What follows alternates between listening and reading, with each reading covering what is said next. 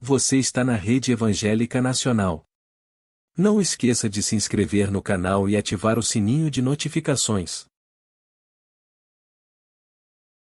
Evangelho de Jesus Cristo, conforme escreveu Lucas. Glória a Deus. Evangelho de Jesus Cristo, conforme escreveu Lucas. Glória a Deus. Procure aí o capítulo de número 9, por favor. Lucas, capítulo de número 9, por favor.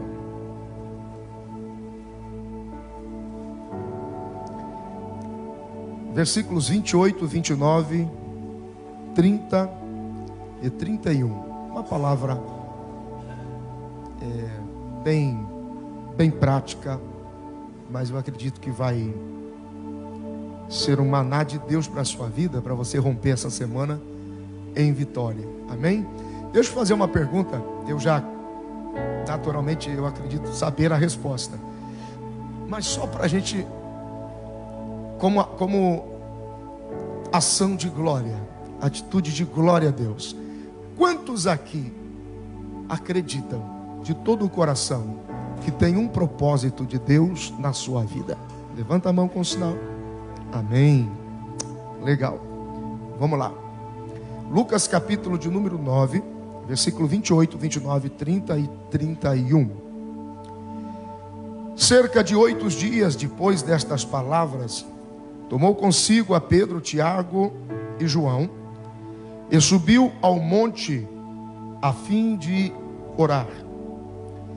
Estando ele orando, transfigurou-se a aparência do seu rosto, e suas vestes ficaram brancas e resplandecentes.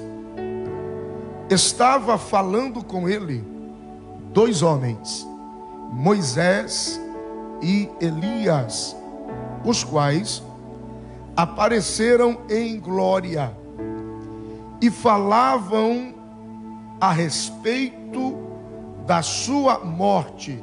Dependendo da sua versão, pode estar assim: e falavam com ele sobre como ele deveria morrer, como seria então a sua morte, como de fato deveria acontecer a sua morte.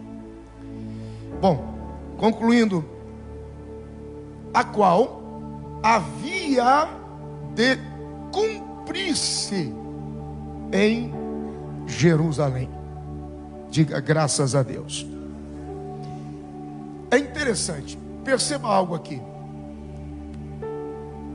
Eu acredito de todo o meu coração, porque a palavra de Deus grita isso, que não existe ninguém aqui nesse santuário esta noite, nesta casa, que tenha a sua vida com Deus, que não tenha nascido com um propósito de Deus específico, absoluto.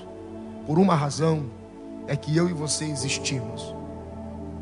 Agora, o que a gente precisa entender é que nós temos uma origem, e a nossa origem é Deus. Escute isso. Nós temos uma origem, e a nossa origem é Deus. Quando Paulo escreve aos Efésios, no capítulo 1, no versículo de número 4, diz que nós fomos gerados nele.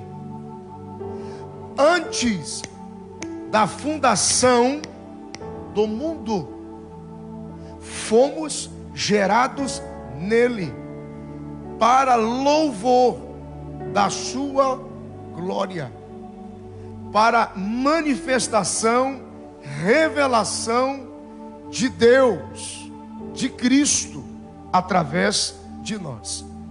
Então preste atenção, nós temos uma origem, a nossa origem é Deus.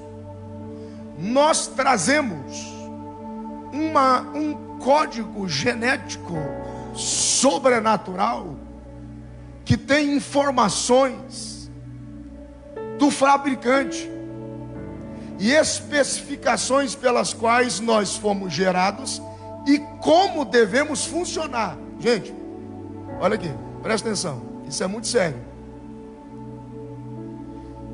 nós só seremos completos totalmente. Vou usar uma palavra bem simples. Quando nós funcionarmos pelo propósito para o qual fomos criados. É por isso que não adianta o dinheiro, milhões, carro, casa, seja o que for, no contexto material. Se tem muito, tem um vazio, porque não sabe o que fazer com muito. Se tem pouco, continua o vazio, porque tem pouco. Se não tem quase nada, continua o vazio, porque parece sem sorte. Não importa o quanto a gente busque se realizar nas coisas materiais, nós não somos produtos daqui, nós somos produtos de lá. A nossa origem é Deus, e nós só existimos por uma razão: para louvor da sua glória. Significa que nós só vamos ser completos quando tudo o que nós fizermos manifestar a glória de Deus através de nós. E aí sim, financeiramente, materialmente, seja qual for a manifestação de êxito aí que você tenha, na habilidade que Deus te dá.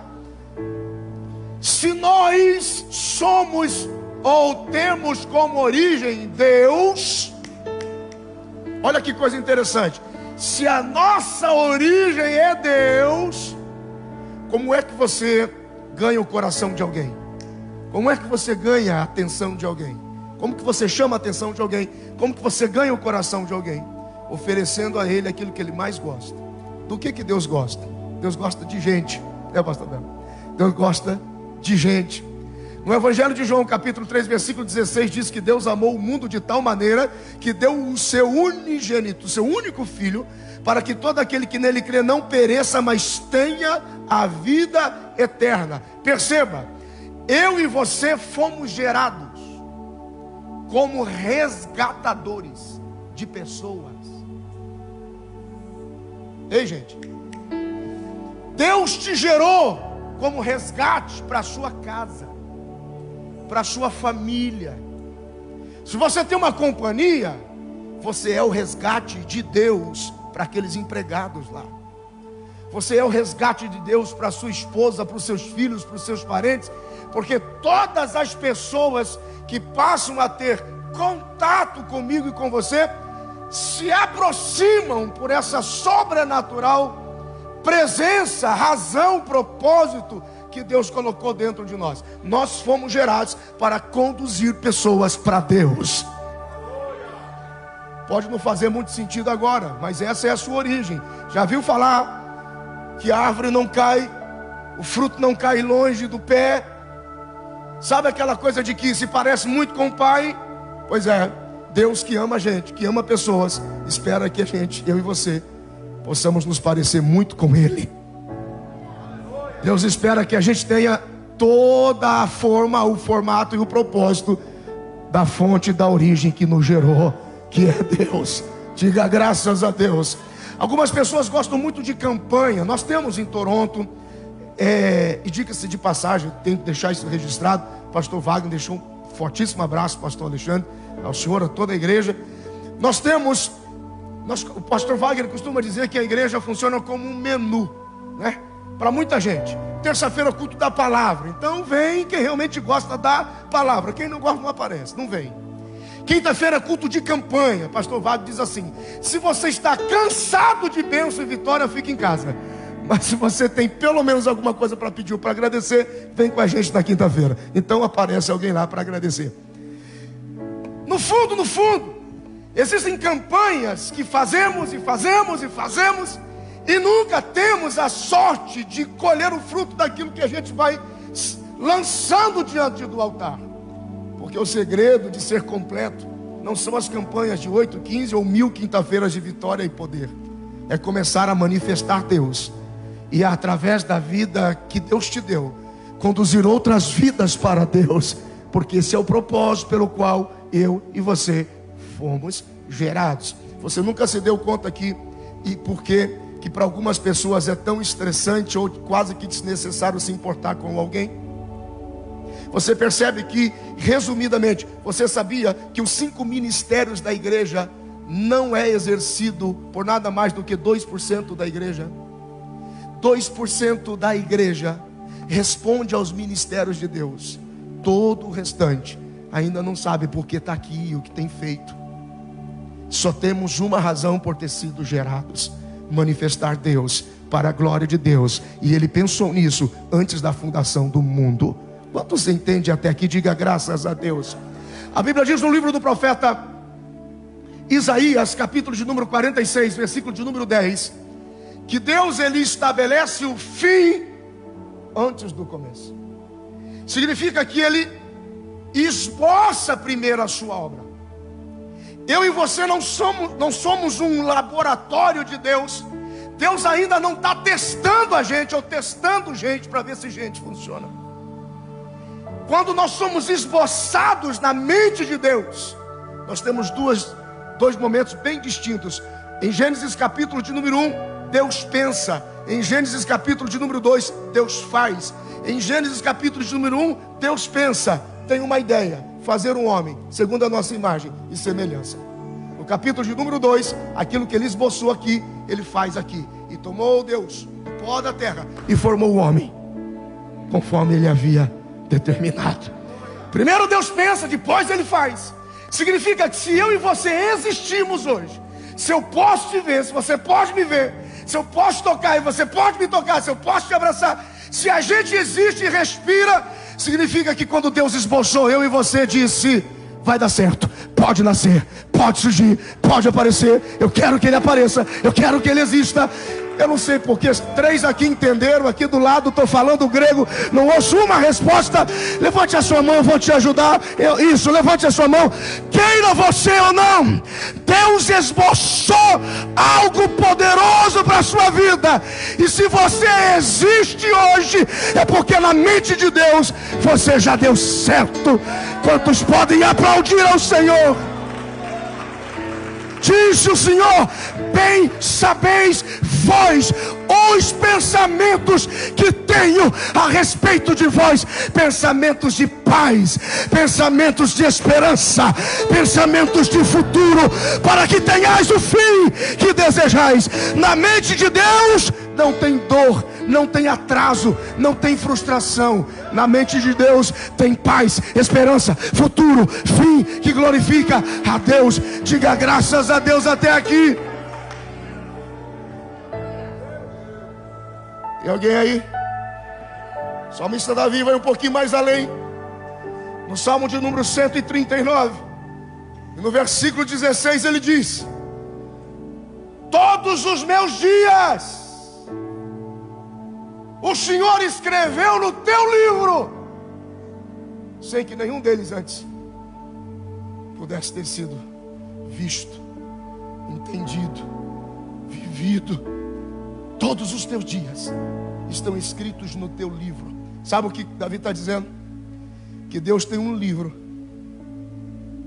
chamado de o livro do sonho de Deus para mim e para você. Ele está dizendo que Deus um dia pegou um diário divino, escreveu o seu nome lá em cima: Alexandre.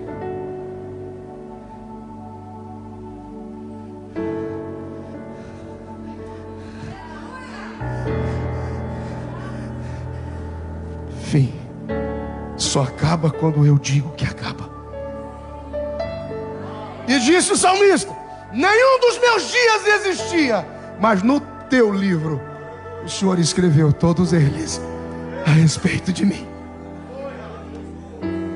A pergunta que normalmente se faz numa hora dessa é: peraí, pastor, se todos os meus dias estão contados em Deus, e se o Senhor estabeleceu o fim antes do começo, por que que algumas coisas na minha vida não vão bem?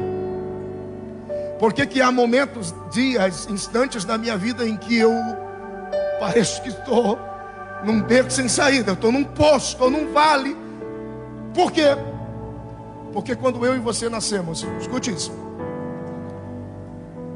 a Bíblia diz que nós somos gerados em Deus. Efésios capítulo 1, versículo 5, somos a origem dele antes da fundação do mundo. Porém, quando eu e você nascemos, nós nascemos baixo o pecado. E no exato momento em que eu e você nascemos, imediatamente nós perdemos a consciência da divindade de Deus, por causa do pecado. O que acontece naquele instante? Disse o salmista: o teu livro escreveu sobre mim. Mas no momento em que eu e você nascemos, nós nos desvinculamos por causa do pecado. Aquilo que Deus escreveu sobre nós começa a receber influência daquilo que a Bíblia chama de livro da vida de cada um de nós. Nós começamos a escrever uma história, independente da história que Deus escreveu para nós. E o pecado nos distancia cada vez mais do propósito. É por isso que quando a prestação de contas de Deus acontecer, diz a Bíblia, será a prestação de contas de livros abertos. Um dia, Deus vai pegar o que Ele escreveu sobre nós e vai pegar o que nós vivemos fora do propósito e vai aproximar aquilo que bater, prestação de contas das obras. Se você ficar fora do propósito, falhou.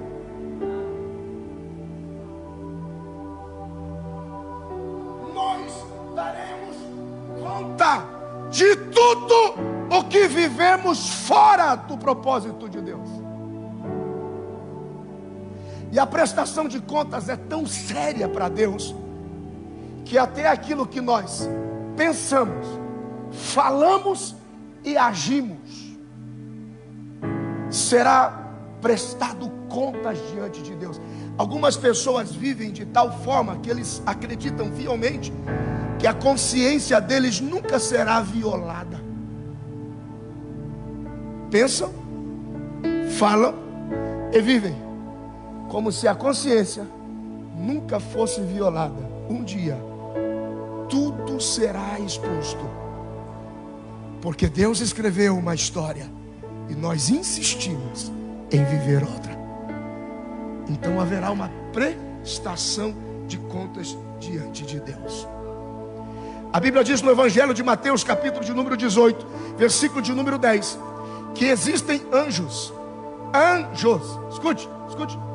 A Bíblia diz que existem anjos que nos acompanham 24 horas por dia, e que durante todo o dia assistem diante do rosto de Deus e retornam para nós. Deus, nós. Fazendo o que? O que pensamos, o que falamos, o que agimos. Eles reportam para Deus. Reportam 24 horas por dia. Anjos colhem nossos pensamentos, nossas palavras e nossas atitudes e levam à presença de Deus. Agora, vem a parte mais forte. A partir daqui,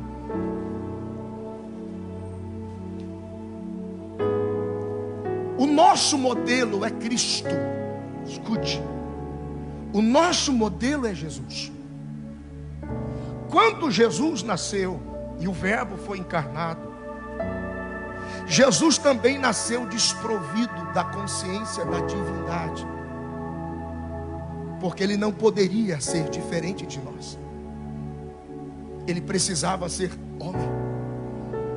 Era a única natureza que faltava a prática de Deus, porque Deus, ele ficava na sua dicotomia como alma e espírito, mas a manifestação do Verbo que encarna não havia. Sabemos que o nosso corpo é a nossa válvula de escape, porque tudo aquilo que acontece em ambiente de eternidade permanece lá. É por isso que Deus não pode perdoar o diabo e os demônios. Porque tudo que acontece em ambiente de eternidade permanece por toda a eternidade. Mas Cristo vem, e agora o Verbo habita e se faz homem. Homem cheio do Espírito Santo. Mesmo sendo Deus, não teve por usurpação de ser igual a Deus. Perceba que isso é um desenvolvimento daquilo que se entendeu da vida de Cristo. Mas quando ele nasce, ele está desprovido. Ele é semelhante a eu e você. Ele nasce como modelo de que, independente, nós precisamos entender que a nossa vida está vinculada ao propósito. E nós precisamos manifestar a razão pela qual existimos de Deus. Então ele nasce semelhante a nós. Ainda que num processo sobrenatural, ele nasce. Como é que Jesus vai tendo consciência do propósito de Deus para a sua vida? Primeiro, a mãe começa a transferir isso sobre ele. Filho, deixa eu te contar uma história.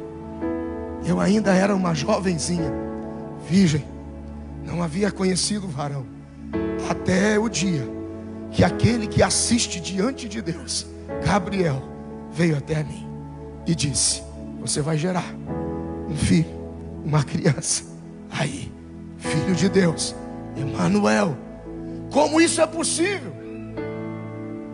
Não conheço o homem. Descerá sobre ti o Espírito Santo, e você será cheia de Deus. E então você veio aqui, e hoje você está aí. Essa é a sua história. À medida que Cristo vai crescendo, ele vai aos poucos tendo consciência do propósito. Porque, irmãos, Deus não manda nem aviso. Deus coloca muitas vezes diante de nós outdoors, dizendo: esse é o caminho do propósito. Mas a gente faz de conta que não vê. Mas um dia a prestação de contas vem, e isso tem o seu peso diante da eternidade. Escute isso. Jesus vai crescendo, vai tendo consciência de Deus. Ele vai crescendo e vai tendo percepção do propósito. Só que ele não ministra como alguém que detém um conhecimento muito oculto. Basta para cada dia o seu mal. Jesus não levantava pela manhã sabendo o que ia fazer. Hoje eu vou curar uns 3 leprosos, levantar uns 2 mortos, vou ver se eu dou visão para uns 4 cegos. Hoje eu vou arrebentar. Jesus vivia um dia de cada vez, descobrindo o seu propósito. Quando ele manifesta a sua razão, o seu querer, ele sabia que só valia a pena viver aquilo que estava escrito sobre ele. Não adiantava ele criar ou gerar ou imaginar uma outra história. Chegavam para ele e diziam: Senhor, e agora? Ele diz: eu só posso viver aquilo que está escrito sobre mim, e nada mais além disso. E a doutrina bíblica é tão forte sobre isso. Pegue a sua Bíblia um pouquinho, por favor. Abra comigo por alguns instantes para a gente ajustar o tempo. Abra comigo um pouquinho. Primeira carta de Paulo aos Coríntios, capítulo de número 4. Abra a sua Bíblia um pouquinho. Primeira carta de Paulo aos Coríntios, capítulo de número 4. Veja como isso é de profunda responsabilidade. Primeira carta de Paulo aos Coríntios, capítulo de número 4, versículo de número 5. Paulo entende isso. Segura um pouquinho o texto. Pensa comigo. Jesus chama a atenção dos seus discípulos. Em Lucas capítulo 22, versículo 37, ele é enfático dizendo: eu não posso passar disso. Eu só posso viver o que está escrito a respeito de mim. Se eu passo disso, é presunção, é prepotência, é arrogância, é ser além, é trazer um jugo desnecessário. Paulo entende isso e nos doutrina. A primeira carta de Paulo aos Coríntios, capítulo 4, versículo 5. Portanto, nada julgueis antes de tempo, até que o Senhor venha, o qual também trará à luz as coisas ocultas das trevas. Volta a dizer: um dia todo pensamento, palavra e atitude oculta, escondida, será exposta, será violada, porque existe um sonho de Deus em um livro, e existe a nossa conta e risco de escrever o que a gente quer a respeito da gente. Mas vamos lá, Paulo nos doutrinando: portanto, nada julgueis antes de tempo, até que o Senhor venha, o qual também trará à luz as coisas ocultas das trevas, e manifestará os desígnios dos corações. Então cada um receberá de Deus o louvor, dizendo: muito bem, o que eu escrevi foi vivido. Versículo 6: ora, irmãos, apliquei estas coisas figuradamente a mim e a Apolo, por amor de vós. Ele está dizendo: um dia eu bati um papo com o Apolo dizendo: brother, ou a gente vive tudo que Deus tem para nós, escreveu a respeito de nós, o resto é resto, meu amigo. Apliquei na minha vida e na vida de Apolo, para que em nós aprendais como exemplo a não ir além do que está escrito, não vos ensoberbecendo a favor de um contra o outro, porque a ânsia de fazer mais vem a soberba e a disputa de um com o outro. Deus me ama mais, eu tenho mais dinheiro, eu tenho mais bem, eu sou mais poderoso, eu sou mais forte, eu sou mais famoso. Não vá além, para que não se ensoberbecendo o vosso coração, não se apegue em disputa com os demais. Tudo está escrito. Versículo 7: pois quem te faz diferente? E o que tens tu que não tenhas recebido? E se o recebeste, por que te glorias como se não houvesse recebido? Algumas pessoas são tão abençoadas, são tão sobrenaturalmente cuidadas e protegidas por Deus, mas desprezam o cuidado de Deus.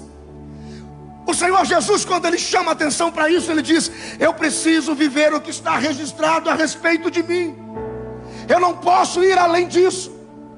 E ao longo da vida e do ministério de Jesus, do seu nascimento até aproximadamente os seus 28, 29 anos, Jesus está em busca do seu propósito. Jesus está em busca da razão. Jesus está em busca do porquê Ele existe, do porquê Ele foi gerado. A primeira informação que eu tenho é que eu sou uma manifestação de Deus na vida da minha mãe, virgem, desposada, enchimento do Espírito Santo, manifestação de uma expressão: Deus conosco, o Emanuel, o Cristo. Eu estou me tornando isto. E é interessante que, mesmo com o batismo de João, ainda que dentro da harmonia dos evangelhos, mas mesmo assim, o Senhor ainda está em busca do propósito. E enquanto Ele não encontra o propósito, Ele não se rende a nenhuma outra ação. A Bíblia diz que tentaram matar Jesus, tentaram ir ter contra Ele por diversas vezes, e tentaram arrumar alguma coisa para o prender, e tentaram o precipitar, e tentaram o apedrejar, e todas as vezes que eles iam contra Jesus com alguma ação de maldade, Jesus saía fora. Não vou escrever além do que não está escrito sobre mim, não vou me envolver. Tentavam, haviam incursões, perseguições, não vou, não dá, até o dia em que Jesus recebe o comando do propósito pelo qual Ele nasceu. Quando foi isso? Monte da Transfiguração. No Monte da Transfiguração, um sobrenatural de Deus envolve a Jesus. Estavam com Ele o Pedro, o Tiago e João, e Ele os convidou para a oração. De repente apareceu entre eles dois homens, Moisés e Elias, e a conversa funcionou assim: a gente veio aqui falar sobre o propósito. Você vai morrer. e em Jerusalém. E o tempo acabou. E trata de correr para lá. Agora. That's it. Me admira muito o fato de algumas pessoas correrem tanto do propósito de Deus. Não se corre do propósito, se corre para o propósito. É o mesmo conceito de pecado. Não se corre de Deus, se corre para Deus. É diferente. O caminho é o inverso. A Bíblia diz que eles começam a orientar Jesus sobre a morte dele, como as coisas deveriam acontecer, porque estava escrito em todas as profecias que a morte dele seria por crucificação e em Jerusalém. Quando Jesus teve noção do seu propósito, ele não foi mais para nenhum outro lugar. Ele correu para Jerusalém. É Jerusalém? É para morrer? É para se entregar? Não preciso mais correr. Agora eu sei qual é o propósito. Ele vai para Jerusalém. Era tão sério isso, que a Bíblia diz que quando ele desce, ele passa pelos samaritanos. Os discípulos estão muito tocados. Senhor, vamos tirar alguns dias, quem sabe o Senhor pode repousar junto de Samaria. Mas eles não queriam, não esperavam, não alimentaram a possibilidade. Olharam para Jesus e disse, como se dissessem, as outras vezes que o Senhor passou por aqui, até que dava, mas agora não tem como te acolher aqui, porque está no seu rosto, está na sua cara o propósito. Está escrito assim, ó, Jerusalém, está no seu rosto, que tu vais para Jerusalém. Tiago e João, a gente ora, vamos fazer como Elias, o fogo do céu cai e a gente mata todo mundo. E Jesus disse, vocês são tudo cabeça dura. Eles já pegaram, vocês comigo há tanto tempo ainda não entenderam. Não é ficando em Samaria que eu salvo essa gente, mas é seguindo para Jerusalém que eu vou restaurar essa gente. E é para lá que eu vou, porque quando você descobre o seu propósito, é para ele que você corre. O Senhor sabia que ele não podia investir muito tempo ali. Havia uma proposta para que um cenáculo mobiliado fosse preparado. Havia uma razão, ele não podia demorar. O homem do cântaro estava a caminho. O Senhor precisava viver todas as ofertas de Deus na vida dele. Então ele vai para a ceia, e então ele vai para a cruz.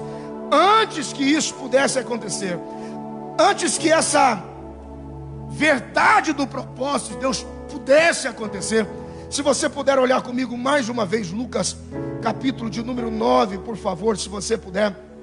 Lucas, capítulo de número 9, versículo de número 31. Veja o que a Bíblia está dizendo.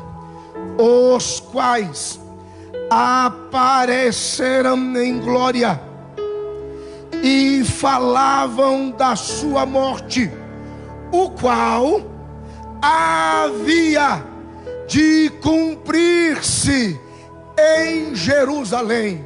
Pega a sua Bíblia um pouquinho, livro de Deuteronômio. Moisés e Elias descem numa manifestação sobrenatural. Jesus está envolvido ali. E então eles descem dizendo, estamos aqui para falar sobre profecia. E a profecia é a seguinte. Livro de Deuteronômios, capítulo de número 21, versículos 22 e versículo 23. Versículo 22 e versículo 23. Quando alguém tiver cometido um crime que mereça a morte e for condenado, deve ser suspenso num madeiro. A cruz nunca foi de Barrabás. A cruz nunca foi dele. A cruz sempre foi de Jesus. Quando Moisés e Elias falam com Jesus, eles dizem: o único caminho para a cruz a seu respeito é ser condenado por ela. Escute, é as entrelinhas da orientação. Versículo 23: o seu cadáver não permanecerá no madeiro durante a noite, certamente o enterrarás no mesmo dia, porque o que for pendurado será maldito de Deus. Assim não contaminarás a terra que o Senhor teu Deus te dá em herança. A crucificação nunca foi ideia de romanos. Roma não inventou a crucificação. Cruz é ideia de Deus, porque estava escrito a respeito dele. Quando os romanos crucificavam alguém, eles crucificavam no formato de X, para que demorasse a morte, provocando no povo pavor, agonia e desespero, para que as nações temessem com pavor a crueldade de Roma. Mas quando Cristo foi crucificado na cruz, ele precisa ser posicionado de uma forma diferente, em um tempo recorde e rápido, para que o sangue não tocasse o chão antes das 6 horas da tarde. Escute, Roma não manda em nada aqui. Isso aqui é projeto de Deus. Olha o que a Bíblia está dizendo. João capítulo 19. Aleluia. João capítulo 19. Aleluia. Versículos. João capítulo 2, perdão. João capítulo 2. Principiando ainda, dentro da harmonia dos evangelhos. João capítulo 2. Versículo 19. Segurou aí? Versículo 18. Levanta o rosto. Visualiza isso comigo. Jesus está no monte da transfiguração. Moisés e Elias estão com ele. Pedro, Tiago e João atemorizados como mortos, porque viram a glória de Deus. Moisés e Elias conversam. Está escrito que aquele que for condenado deverá ser pendurado no madeiro, e não poderá passar o final do dia, às 6 horas. Antes disso, ele tem que ser retirado, porque à noite ele não passa lá. Essa morte vai ser processada em Jerusalém, e o caminho é pelo templo. Vá ao templo, e o propósito vai se desenrolar. E falavam com ele. Quando o Senhor Jesus recebeu a harmonia dos evangelhos, ele vai em direção a Jerusalém, e ele entra no templo. Quando ele entra no templo, versículo de número 18, 19 e 20. Então os judeus perguntaram: que sinal miraculoso nos mostras, para provar que tens autoridade para fazer isso? Jesus dá uma olhada para o prédio e diz assim: eu irei destruir este templo, e em 3 dias o levantarei de novo. E disseram os judeus: 46 anos foi edificado este templo, e tu o levantarás em 3 dias. Há uma ressalva no versículo 21, mas ele falava do seu próprio corpo. Até aqui eles não tinham razão, eles não tinham motivo, eles não tinham argumento, eles não tinham como acusar a Jesus, e tentando pegar, e tentando em alguma palavra, em algum discurso, em algum momento. Jesus recebe a instrução, entende o propósito. Ele vai para Jerusalém, entra no templo e diz: eu vou derrubar isso aqui. Por que Jesus invoca isso? Porque havia um decreto para quem confrontasse o templo. Meu Deus.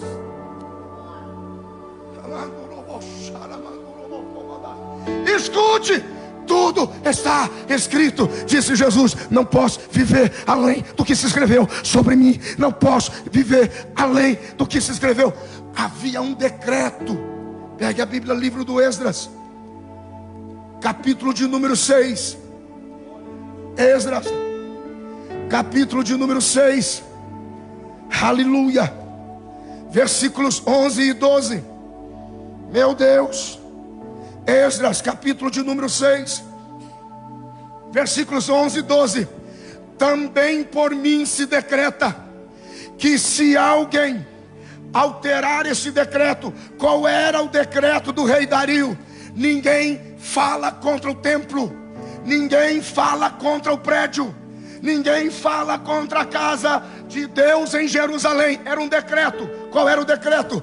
Também por mim se decreta que se alguém alterar este decreto, arranque-se uma viga da sua casa, e que seja levantado e pendurado nessa viga, e que da sua casa se destrua e se faça um monturo. O Deus que fez habitar ali o seu nome derrube a todos os reis, povos que estenderem a mão para alterar o decreto e para destruir a casa de Deus que está em Jerusalém. Porque eu, Dario, baixei o decreto com diligência, e que então se execute. Havia uma determinação de Deus. Se um homem olhar para o templo e declarar palavras contra o templo, arranca a viga da casa dele e prende ele nela. E se uma nação falar contra o templo, apague a memória desse povo que se levantou contra a memória e a nação do templo. Gente, não tem como criar o que está escrito. Eles não tinham em que pegar a Jesus. Eles não podiam condenar a Jesus por uma outra razão. Eles se apegam à palavra de Jesus sobre o templo. Quando Jesus diz: eu vou destruir isso aqui, e em 3 dias eu vou edificar. E a Bíblia diz que se levantaram 2 testemunhas falsas contra Jesus. 2 testemunhas falsas se levantam para questionar, para denunciar a Jesus. Mateus, capítulo de número 26, diz a Bíblia: e agora eles têm um complô, porque eles não têm como entregar, como denunciar. Então eles criam uma circunstância. Mateus, capítulo de número 26, versículos 57, 58, 59, 60 e 61. Os que prenderam a Jesus, um tempo havia passado, mas olha a memória dos inimigos. Os que prenderam a Jesus conduziram-no à casa do sumo sacerdote Caifás, onde os escribas e os anciões estavam reunidos. Mas Pedro seguiu de longe até o pátio do sumo sacerdote, e entrando assentou-se entre os guardas para ver o fim. Ora, os principais sacerdotes e todo o sinédrio buscavam uma forma de levantar um falso testemunho contra Jesus, para poder condená-lo à morte. Versículo 60. E não acharam nada, apesar de terem apresentadas muitas testemunhas falsas. Por fim apresentaram 2 testemunhas falsas, declarando: é este que disse: eu derrubo a casa de Deus e depois reedifico.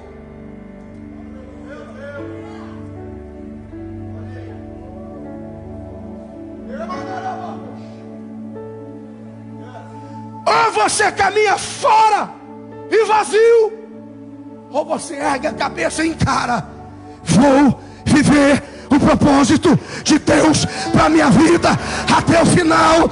Levante a mão direita lá em cima. Talvez você não está entendendo, eu vou profetizar. Segura a mão lá em cima. Você não sabe ainda, mas nesta noite a chave do propósito de Deus vai abrir na sua mente, vai abrir na sua vida. E prepare-se, não só 100 vezes nessa vida, mas por fim a vida eterna, vivendo tudo o que Deus preparou.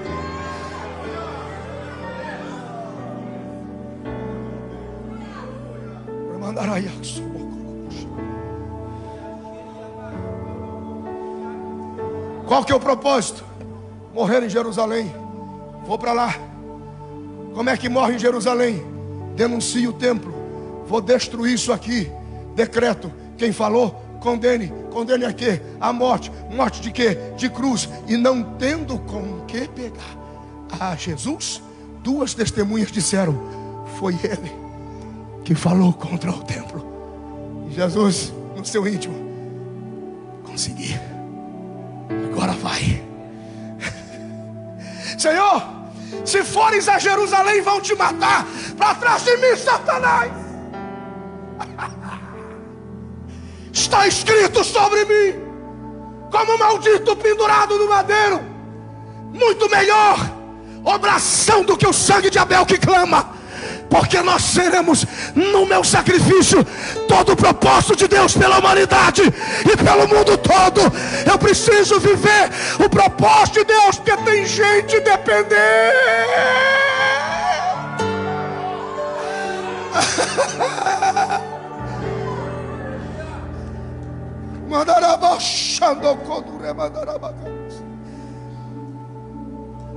E eu vou terminar para a gente orar.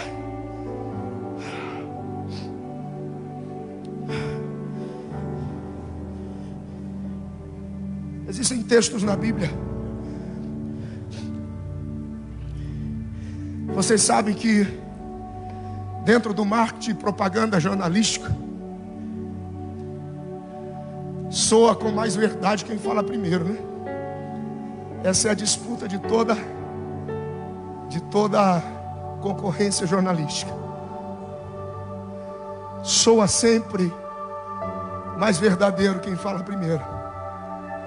E acaba de acontecer um acidente e com o ônibus morreu 30 pessoas. Uau! Mas eu ouvi falar que eram só 15, duas. Não, eu ouvi falar que estão só feridos. Mas quem falar primeiro soa mais verdadeiro.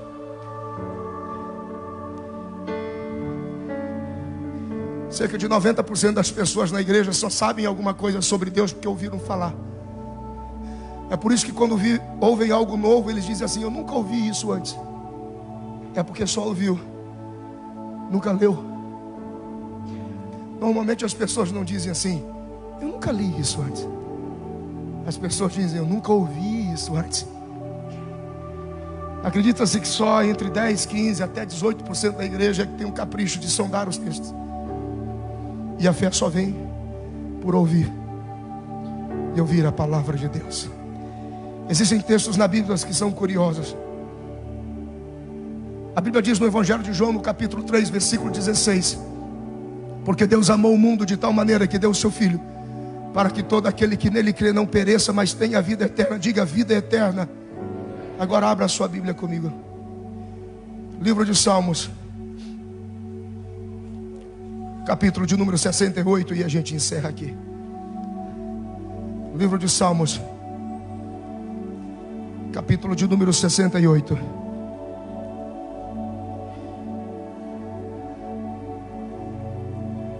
Versículos 19, 20 e 21.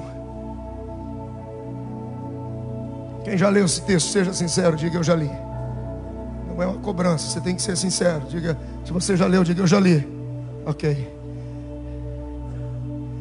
João 3,16, diga comigo: porque Deus, repita, porque Deus amou o mundo de tal maneira que deu o seu único filho para morrer, e todo aquele que acreditar nisso não vai perecer, vai ter a vida eterna.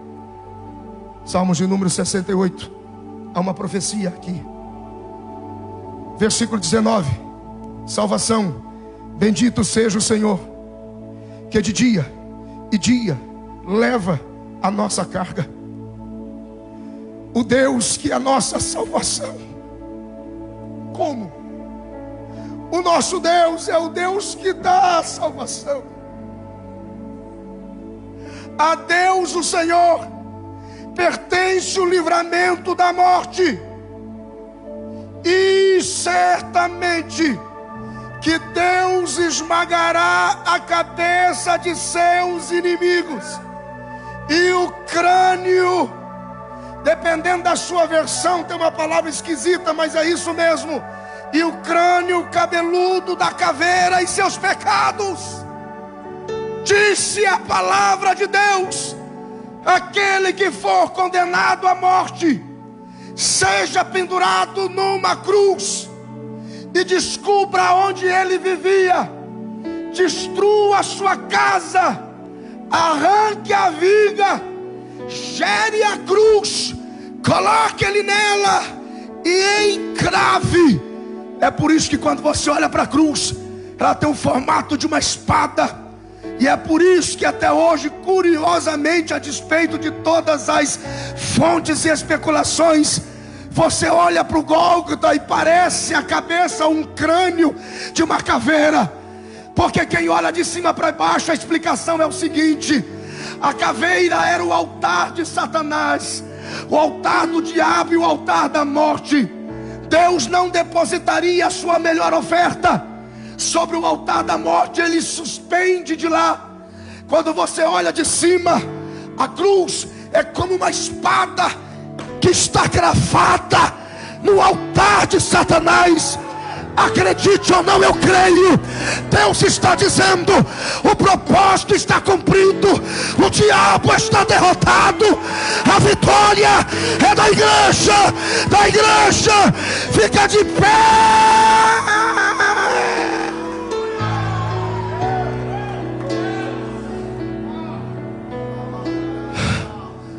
Fica de pé comigo.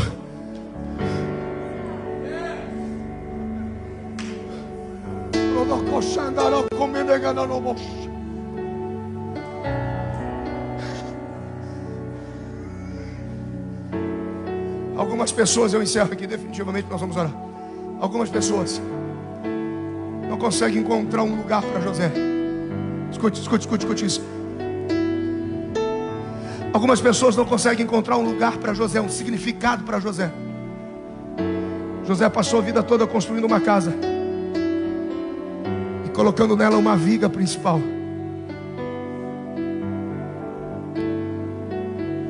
Você tem o cheiro da adoração que você vive dentro da sua casa.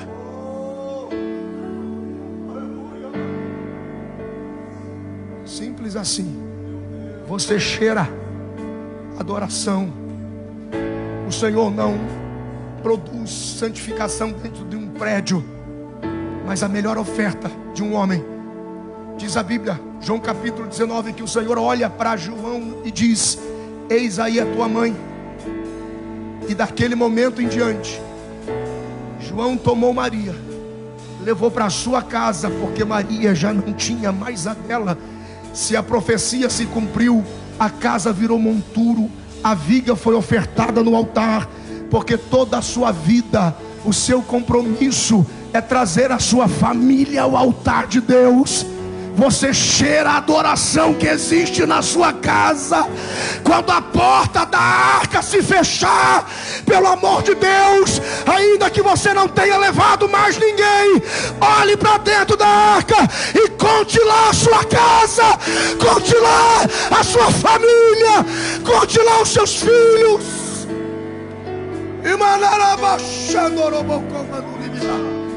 Eu vim aqui esta noite dizer que Deus não falhou com você, Deus não errou com você. Não tenha medo de viver o propósito de Deus. E para algumas pessoas que me ouvem aqui esta noite, essa semana será semana de sinal de Deus para a sua vida.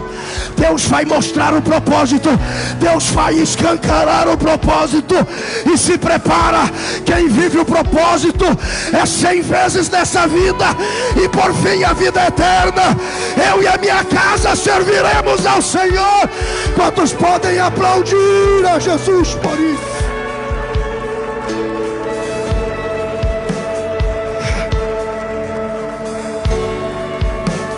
Eu quero orar por você. Fecha os teus olhos, baixa a sua cabeça. Nós temos 3 minutos. Primeiro, fecha os teus olhos. Diga: querido Jesus, eu ouvi a tua palavra, e esta noite, nos próximos 30 segundos, eu vou sair do meu lugar e vou até o altar. Este ato será profético. Jesus ouviu falar que o destino dele era ir para Jerusalém. Diga profeticamente: eu vou sair da cadeira, vou na direção do altar, aonde a sua palavra está, e eu estou declarando: Jesus, Eu estou indo viver tudo o que está escrito sobre mim no teu livro. Diga em nome de Jesus. Se você crê nessa palavra, sai do teu lugar na direção do altar. Você vai estar dizendo: eu estou indo na direção do propósito de Deus para a minha vida. E eu quero orar por você. Vamos adorar a Jesus.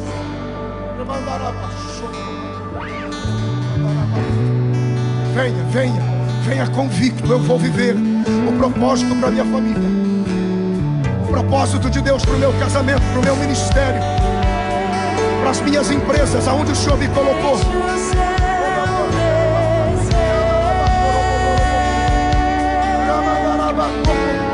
Deixa o céu descer, deixa o céu descer,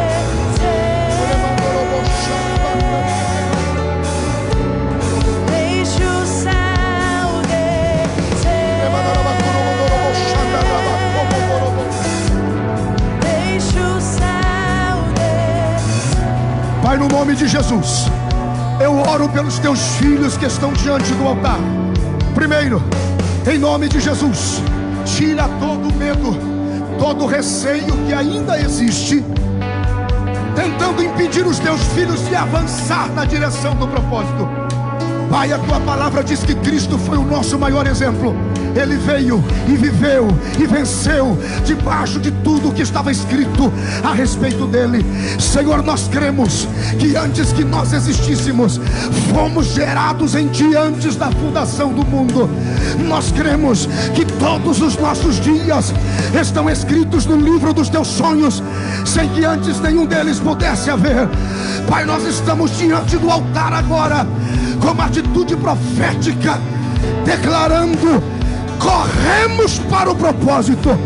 Senhor, eu quero no nome de Jesus que tudo aquilo que está impedindo o propósito comece a receber a intervenção do céu agora, na saúde, na cura, na família, no casamento, nas finanças. Agora, Senhor, no ânimo espiritual, para orar, para jejuar, para dizimar, para ofertar, para pregar, para profetizar, para adorar, para trabalhar. Senhor, agora tira, meu Deus, todo o impedimento do propósito, em nome de Jesus, meu Deus.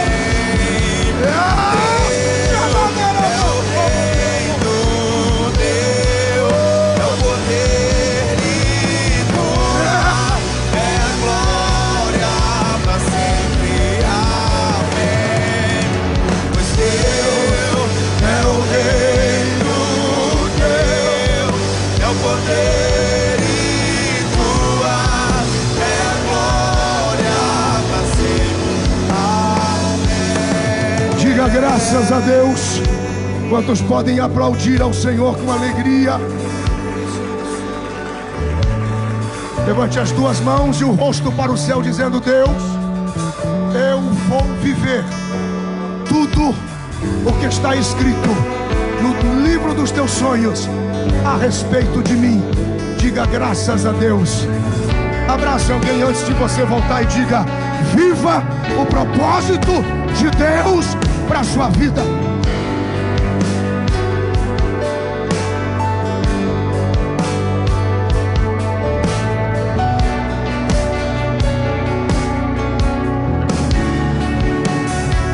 Aleluia. Diga graças a Deus. Diga aleluia. Aplauda Jesus com alegria, com força. Nada é por acaso. Pode sentar um instantezinho e eu termino aqui. Você não é rato de laboratório. Deus não está fazendo um teste com você. Quando você diz assim: descobri a minha chamada, você já foi chamado.